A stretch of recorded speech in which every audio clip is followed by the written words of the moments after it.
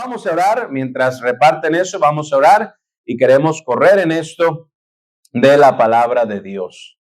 Vamos a dar un segundito, que todos reciban una, todos que reciban una, tienen una pluma, y si no tiene pluma, bueno, ni modo, búsquese una gallina, quítele una. Y espero que si tiene dos plumas, comparta sus plumas. Y yo tengo plumas en mi oficina, si alguien quiere correr por allá. Si nadie quiere correr o no puede, no hay problema. Puede caminar rápido, lo que sea. Está en mi oficina. I got it. Vamos a orar, jóvenes. Vamos a orar para comenzar. Todos asegúrense de recibir una hojita y vamos a correr en esta lección. Ponga atención y vamos a aprender algo esta mañana. Señor, gracias porque eres bueno. Bendice esta lección. Dame facilidad de palabra. Ayúdanos a poder repasar todo, comprenderlo bien, comprender la importancia, Señor, de tu palabra en nuestras vidas. Algo tan básico, pero las cosas básicas, Señor, son las que a veces más descuidamos, porque lo hemos escuchado tanto, porque lo escuchamos muy seguido y lo descuidamos en nuestra vida. Ayúdanos a poner atención, bendice en el nombre de Cristo. Amén y amén. Estábamos hablando de la palabra de Dios. La Biblia, joven, es un libro especial, es un libro único. Yo espero que usted comprenda eso. La Biblia no es cualquier libro, no es la Biblia es un libro de historia, sí, es un libro de instrucción, sí, es un libro que contiene muchas verdades, muchas cosas, pero algo que usted y yo tenemos que darnos cuenta es que la Biblia es la palabra de Dios y la Biblia es un libro que nos da respuesta. Nos da muchas respuestas, nos dice de dónde venimos. No venimos del chango, aunque parezca como que sí, pero no venimos del chango. Pero somos una creación de Dios. Génesis capítulo 1, 2 nos habla de la creación y nos habla cómo Dios creó al hombre. No somos un producto de la evolución, somos un producto de la creación maravillosa de Dios. Dice, hemos sido maravillosamente creados. Dice en inglés, no me acuerdo cómo dice en español, pero dice I am fearfully, ¿verdad? And wonderfully made. Y cada vez que me miro en el espejo digo eso, soy maravillosamente creado, una maravillosa creación de Dios. Amen. ¿Cuántos dicen lo mismo en la mañana? Sí, amen. Después de un montón de arreglados, ¿verdad? Pero hermano, nos dice de dónde venimos, nos dice por qué estamos aquí, cuál es el propósito de la vida. Pero el Señor nos habla de eso en la palabra, en su palabra. ¿A dónde vamos? Ayer platicando con la gente, le digo y testificando, le digo, nada más, aquí se va a quedar la troca, aquí se va a quedar la casa, aquí se va a quedar los muebles, aquí se va a quedar la televisión de 85 pulgadas, todo se va a quedar aquí. Nos guste o no, todos, joven, vamos a ir a uno de dos lugares, el cielo o el infierno. Todos vamos a uno de esos dos lugares, el cielo o el infierno. La Biblia nos habla cómo tú y yo podemos ir al cielo. Y vamos a hablar de eso más adelante. Pero estas preguntas no pueden ser respondidas por ningún otro libro. Antes de buscar en la Biblia, por estas tres respuestas, debemos de hablar acerca de la importancia de la Biblia, lo que es y lo que significa. Seguimos. ¿Qué contiene la Biblia? Bueno, la Biblia es un libro. Podemos decir, hermano, pues contiene muchas cosas. La Biblia es un libro y es algo que debemos de entender, que dentro de este libro, de la Biblia, hay 66 libros. Hay 66 libros. Libros, no libras. ¿Amén? Pero hay 66 libros. Es Génesis, Éxodo, Levítico, Números. Y es importante, a lo mejor usted dice, hermano, ¿quién no se sabe eso? Tal vez hay alguien que va comenzando en los caminos del Señor y no lo sabía, no sabe la división. Pero la palabra de Dios, la Biblia, está dividida en dos partes. Bueno, la Biblia nos habla que está dividida en ciertas partes. Dice, era necesario que se cumpliese todo lo que está escrito de mí. Y habla de divisiones. Dice, en la ley de Moisés, en los profetas, en los salmos. Y ahí está hablando principalmente del Antiguo Testamento. Era lo que en ese tiempo, estoy yendo bien rápido y no tengo tiempo de parar tanto, pero es lo que en ese tiempo ellos tenían. Ellos tenían básicamente el Antiguo Testamento. Y el Nuevo Testamento, Dios se lo estaba revelando todavía, el apóstol Pablo, otros, los evangelios iban a estar siendo escritos, pero todo lo que ellos tenían era el Antiguo Testamento y tenían ciertas divisiones. Así como nosotros tenemos la Biblia y tenemos ciertas divisiones. La Biblia es una colección de 66 libros.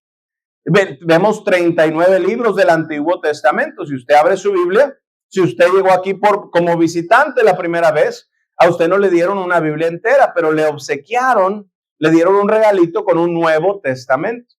Y bueno, como quien dice, eso es, debemos decir, la mitad de la Biblia, no exactamente, pero eso no es toda la Biblia, eso es nada más el Nuevo Testamento. Entonces, la Biblia está compuesta de Antiguo y Nuevo Testamento. El Antiguo está dividido en Génesis a Deuteronomio, Josué a Esther, Job a Cantares, Isaías a Malaquías. Ahora, no tenemos tiempo de meternos en cada división, pero bueno, algunos hablan de historia, otros tienen poesía, pero todos son palabras de Dios. Todos, usted en poesía encontramos los proverbios de Salomón, hablamos de los mandamientos de Dios, Proverbios capítulo 3 la semana pasada.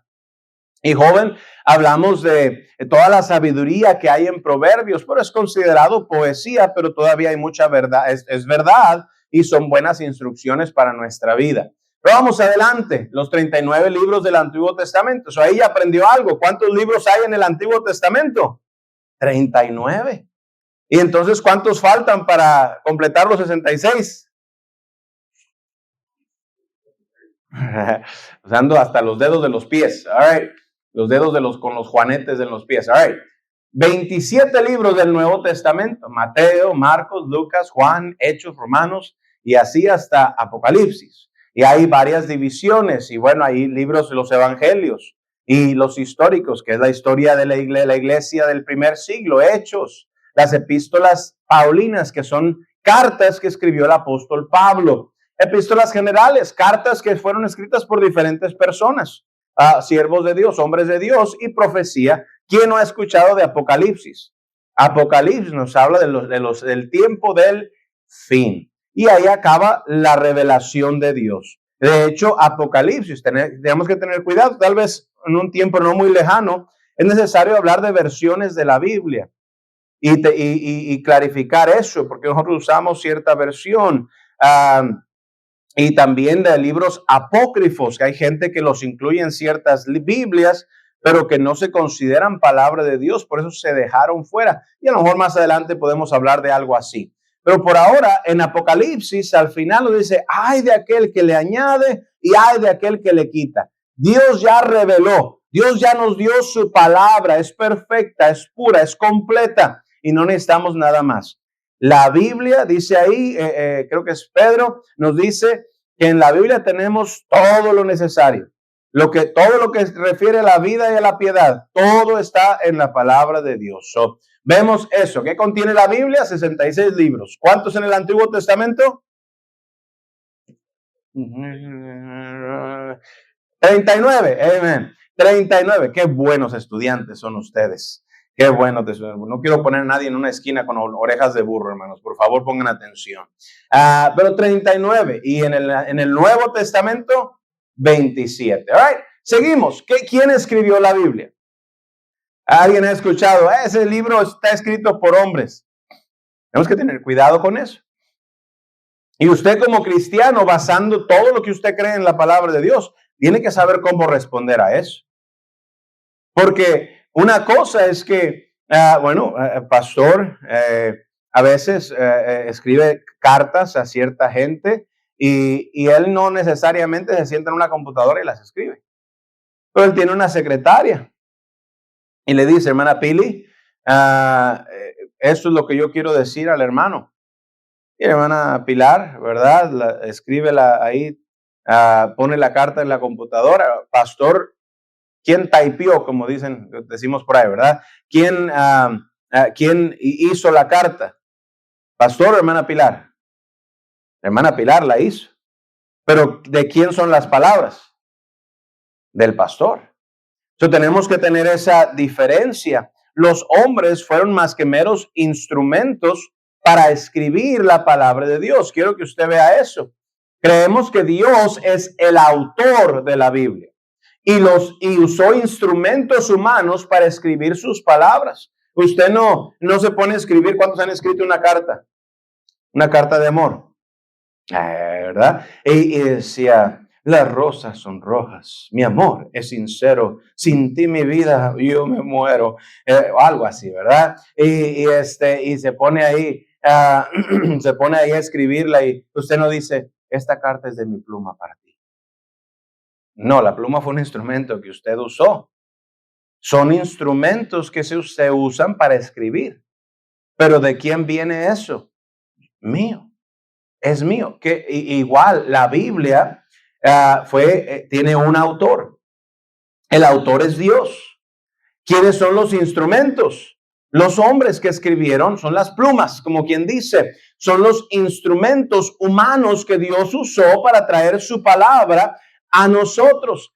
Quiero que usted vea, segunda de Pedro 1:21, porque nunca la profecía, y está hablando, joven, en general, pudiéramos aplicar esta verdad a toda la palabra de Dios, nunca la profecía fue traída por voluntad humana, sino que los santos hombres de Dios, podemos hablar de Moisés, podemos hablar de David, podemos hablar de Pablo, de Pedro, de Mateo, de Marcos, de Lucas, de todo, de Jeremías, de Ezequiel, de Daniel, de Salomón, todos los que tuvieron parte en escribir la palabra de Dios y otros, Esdras, Nehemías, y bueno, todos los que tuvieron parte en escribir la palabra de Dios, dice, nada de eso fue traído por voluntad humana.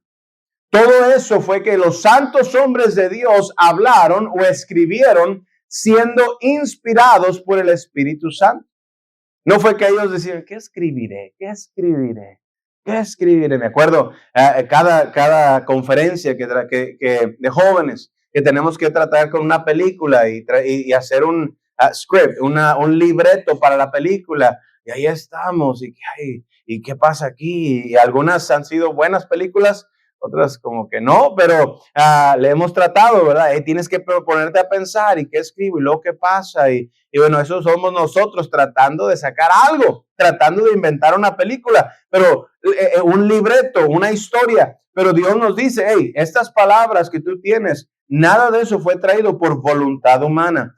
Esos santos hombres de Dios hablaron o escribieron siendo inspirados por el Espíritu Santo. Ellos escribieron siendo inspirados por Dios. Escribieron palabra de Dios por voluntad de Dios. Ahora, piensa en esto, joven. ¿Cuántos? Bueno, no te voy a preguntar, pero mírame acá, joven. Si tú has leído y si no lo has hecho, cada cristiano debe de planear leer la palabra de Dios completa, por lo menos una vez en tu vida. Yo creo que un cristiano debería de hacerlo muchas veces a través de su vida. Desde que conoces a Cristo, deberías de leerla cada día, cada día, cada día. Y si tú haces eso, mucho o poquito, pero si lo haces, tú vas a terminar leyendo la Biblia varias veces a través de los años y vas a hacerlo. Pero cuando tú lees la Biblia de pasta a pasta, puedes saltarte el índice, puedes saltarte la concordancia, pero de Génesis capítulo 1 hasta el último capítulo de Apocalipsis, porque no me acuerdo cuál es el último, pero de Génesis a Apocalipsis, cuando tú la lees toda, joven, cuando tú la lees toda, tú te das cuenta que la Biblia son muchos libros, pero nada más es uno. Toda se respalda y toda concuerda y toda hace sentido. It makes sense. ¿Cuántos han visto una película y a la mitad de la película como que estás como que, what is that? ¿Qué está?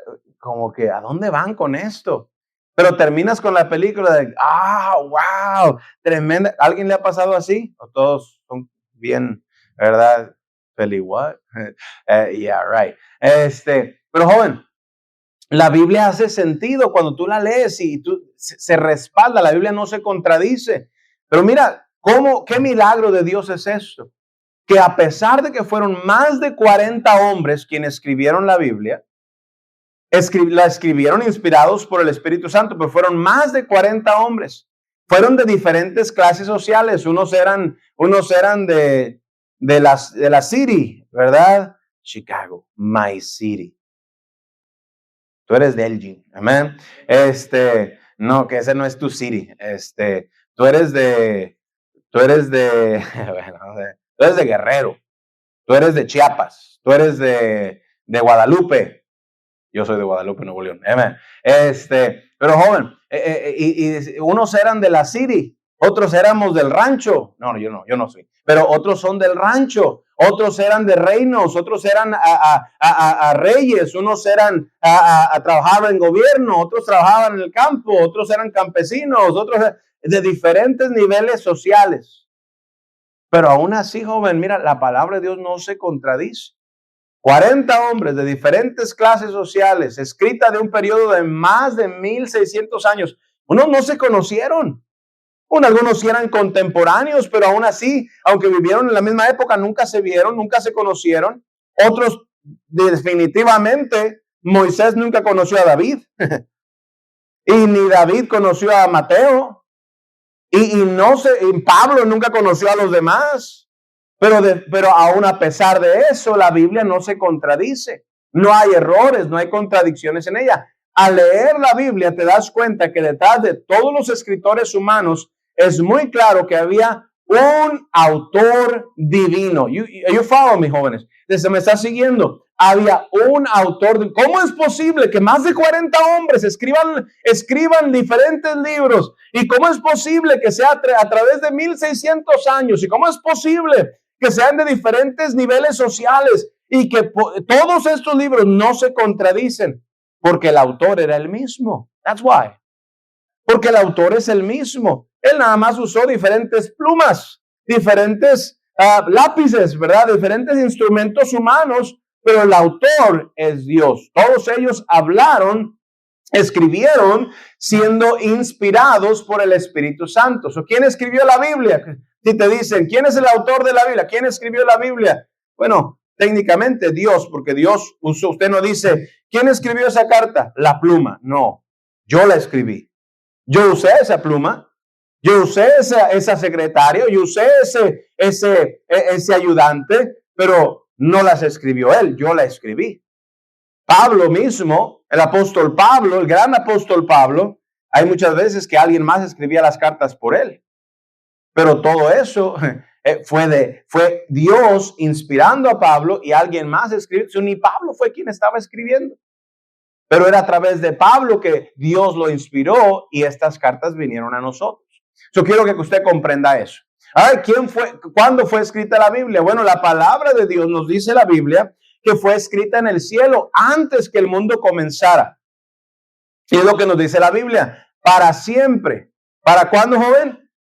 Para siempre. Quédate conmigo, ¿ok? Estamos hablando de la palabra de Dios. Para siempre, oh Jehová, permanece tu palabra en los cielos. El Señor tiene su palabra en los cielos. La palabra de Dios nos dice que es eterna y nunca pasará. El cielo y la tierra pasarán, pero mis palabras no pasarán. Por eso, joven, tú y yo debemos de comprender que con lo que Dios dice siempre se cumple. Lo que Dios dice siempre llámese profecía, llámese una promesa de Él, llámese una advertencia de Él. Cuando Él dice, porque la paga del pecado es muerte. La paga del pecado es muerte. Eso Dios lo dijo. Yo no puedo esperar que yo ando en pecado y no va a venir muerte a mi vida. Porque la palabra de Dios nunca pasará. Esa se va a cumplir. Lo que Dios dice se va a cumplir. No, yo creo que aquí ya me salí con la mía. Aún Gálatas nos dice, no os engañéis, Dios no puede ser burlado. Todo lo que el hombre sembrare, eso también segará o cosechará. Tú siembras limones, tú vas a cosechar limones. Tú siembras, ¿verdad?, naranjas y tú vas a cosechar. Wow, son bien inteligentes. Pero es la ley de la siembra y la cosecha. Tú no puedes, hablando con mis hijos, tú haces buenas decisiones, tú vas a cosechar bendiciones. Tú haces malas decisiones, tú vas a cosechar maldiciones. Porque la paga del pecado siempre ha sido, siempre será muerte. ¿Por qué? Porque Dios lo dijo. Yo te puedo decir algo, joven, y te puedo echar la sal, ¿verdad? Nunca te vas a casar. Pero yo, ¿quién soy? A lo mejor estoy en lo correcto, pero joven, pero yo, ¿quién soy? Yo no, mi palabra no tiene poder, pero cuando Dios dice algo, Cuando Dios promete algo, dice, la palabra de Dios nunca pasará. Eso es el poder de la palabra de Dios. ¿Cuándo fue escrita? Bueno, la palabra de Dios para siempre está en los cielos. La palabra de Dios es eterna y nunca pasará. ¿Qué hace la Biblia por mí? Vamos a ir rápido en esto, joven, pero quiero que tú te des cuenta del poder de la palabra de Dios. ¿Qué hace la Biblia por mí? Ahora, la Biblia no lo hace por magia. Tú no vas a abrir. ¿Cuántos conoces a alguien? Tal vez alguien aquí mismo. Pero ¿cuántos conoces a alguien? Venme acá, que tiene la Biblia abierta en cierto versículo y la tiene ahí en una mesa y tiene una foto de alguien ahí. ¿Verdad? ¿Alguien así? No, nadie. Yo he visto gente así. Y piensan que nada más porque pones la foto ahí y abres la Biblia, como que la Biblia y sus poderes mágicos, ¿verdad? Van a bendecir a ese. No. La Biblia, joven, hace eso por nosotros. Para cada promesa hay una condición. Para cada promesa hay una condición. Si yo quiero la promesa, yo tengo que cumplir con la condición. Para cada cheque que tú has recibido, ¿cuántos trabajan?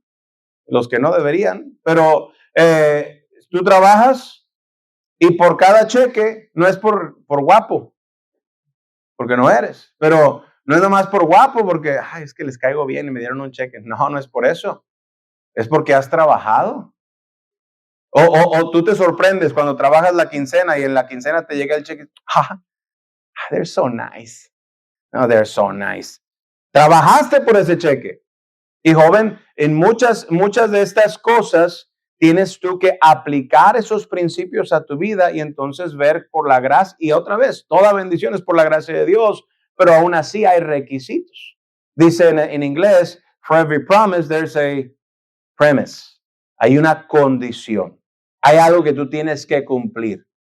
Entonces, joven, ¿qué hace la Biblia por mí? Rapidito, me enseña cómo ir al cielo. ¿Cómo tú y yo podemos ir al cielo? Porque sabemos en la Biblia que todo aquel que invocar el nombre del Señor será salvo. Que Cristo murió por nosotros y por eso la paga del pecado es muerte, mas la dádiva de Dios es vida eterna. La Biblia me enseña la luz, me da luz acerca de cómo yo puedo ir al cielo. No, pues nadie sabe, dice la gente. Y yo le pregunto a la gente, hey, si usted muriera hoy, ¿usted estuviera 100% seguro de que usted iría al cielo? No, nadie sabe. Y uno no quiere uno tiene que ser prudente de cómo responde eso, pero bien pudiera decir, no es cierto, yo sí sé.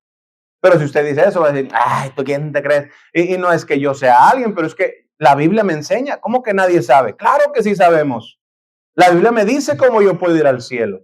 Y es por fe en Cristo, que Cristo murió por mí, que Él pagó por mis pecados. Y si yo pongo mi fe en Él, es por fe y por gracia. Es un don inmerecido, es un regalo de Dios que Él me da a través de Cristo. Cristo lo pagó, yo lo recibo gratuitamente, poniendo mi fe en Cristo, y yo sé que voy al cielo. Dice, para que sepáis que tenéis vida eterna. Dios quiere que sepamos que tenemos vida eterna, que estemos seguros, como que somos de donde usted es, que usted está segurísimo, yo voy al cielo, yo soy de Cristo. Y es una seguridad que podemos tener. ¿Pero cómo la sabemos? Pues a través de la Biblia. Nadie más nos da esa información más que la palabra de Dios. ¿Qué más hace la Biblia por mí? Me enseña cómo vivir después de que soy salvo. El ladrón no viene sino para hurtar, matar y destruir, pero dijo Cristo, yo he venido para que tengan vida y para que la tengan en abundancia. Cualquiera, joven, marca estas palabras, joven que creciste en la Iglesia Bautista Betel, joven que acabas de llegar a la Iglesia Bautista Betel, y no es por la Iglesia Bautista Betel, pero si tú obedeces la palabra de Dios lo mejor que tú puedes y tú tratas de aplicar sus principios a tu vida, créeme, no porque yo lo digo, pero porque Dios lo dice, que tú vas a tener una vida abundante. Pero cuando tú y yo nos rebelamos en contra de los principios de Dios, vamos a tener una vida vamos a hallar destrucción, vamos a encontrar muerte en nuestra vida. Es lo que dice la palabra de Dios.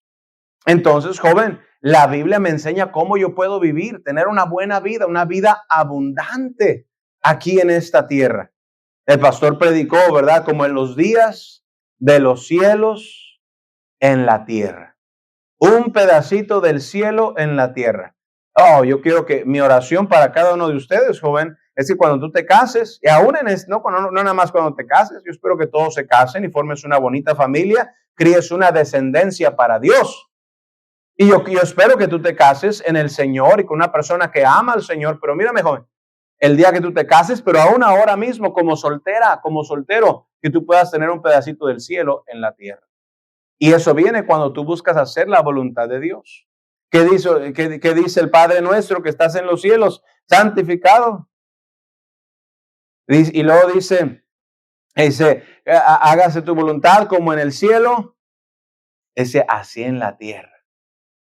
Y eso es lo que hace en la tierra podemos tener un pedacito de cielo cuando hacemos su voluntad.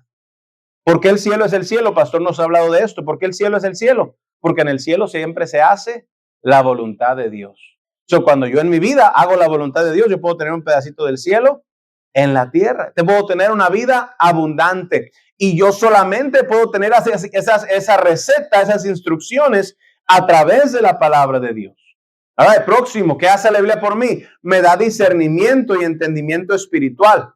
Ya no veo las cosas de la misma manera.